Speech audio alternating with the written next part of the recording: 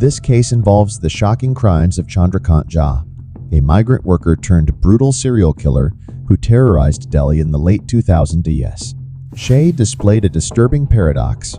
On one hand, he spoke philosophically about morality and spirituality, yet on the other, he committed horrific acts of violence including multiple decapitated murders. This dichotomy reveals complex questions about human nature, morality, and the role mental illness can play in leading people down dark paths. Jha's story illustrates how unresolved trauma and socioeconomic marginalization can metastasize into senseless brutality. The case first exploded into public view on October 20, 2006, when guards discovered a severed torso outside Tihar Jail in Delhi. The headless body was stuffed inside a basket and left at gate No. 3. Accompanying the gruesome parcel was a taunting letter, threatening the judicial system and challenging police to catch the perpetrator. This brazen act implies the murderer felt no fear or remorse, certain of outwitting authorities.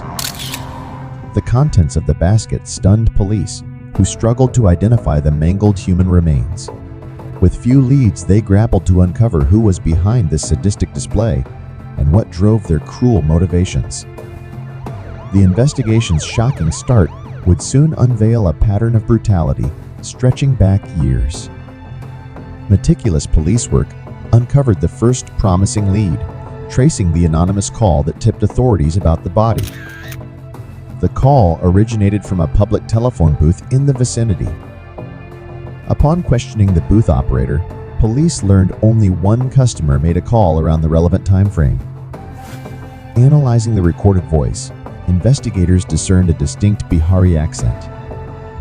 This clue suggested a migrant worker rather than a local Delhi resident. Though slim, these details provided the first break in identifying the faceless killer taunting authority. They also highlighted the perpetrator's brazen confidence, calling ahead to ensure the body's discovery. The capital was shaken by a second gruesome homicide on April 25, 2007, when another decapitated torso appeared at Tihar Jail Gate No.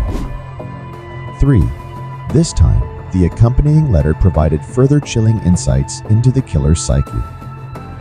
He described having murdered for 7-8 years unseen, demanding recognition for evading authorities. The consistent dumping site and decapitation linked this crime to the October 2006 victim. Suddenly, a pattern emerged, one that fit details from an unsolved 1998 case at the same location. A seasoned serial killer was at large, evolving his techniques over decades of practice. Authorities now raced to stop him before the body count grew. Authorities urgently established special investigation teams to catch the repeat killer. Reopening the 1998 case file revealed critical similarities despite lack of concrete evidence at the time. Just as in 2006-2007, the corpse was left headless outside Tihar Jail, flaunting the killer's disregard for the law. Unable to conclusively solve the 1998 case, police pledged not to repeat past oversights. This time, the culprit would face justice. Reviewing the parallels provided clues into the murderer's consistent techniques and long undetected killing career. Police diligence would finally unmask the threat before another decade passed. A local Delhi doctor provided the identity of the elusive killer. One regular patient, Chandrakant Jha, matched the suspect's Bihari origins. Further probing revealed Jay's recent attempts to kill his brother-in-law over a family dispute. Within mere hours, Jay was arrested by police teams who had finally attached a name and face to the previously nameless terror plaguing the capital's streets. Originally migrating for work, Jay had slowly evolved into Delhi's most notorious serial murderer. Jay's modus operandi involved befriending fellow Bihari migrants, gaining their trust as a familiar countryman in the isolating megacity. Yet this friendship masked sinister intent. He would lure companions back to a private location under false pretenses before overpowering killing and decapitating them. Jha claimed he was punishing those who wronged him. Psychological analysts identified themes of psychopathy, vigilantism, and warped morality. His first known victim in 1998 was a former union leader who clashed with Jha.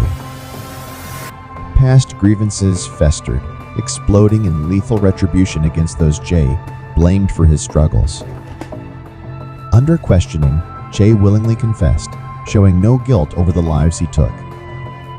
His nonchalant attitude describing gruesome details revealed a profoundly disturbed psyche. Jha expressed a ritualistic obsession with purifying his soul by dumping severed heads in the Yamuna. For over a decade, this ritual sustained him between killings. Only Jha knew how many migrants like himself disappeared forever into Delhi's underbelly.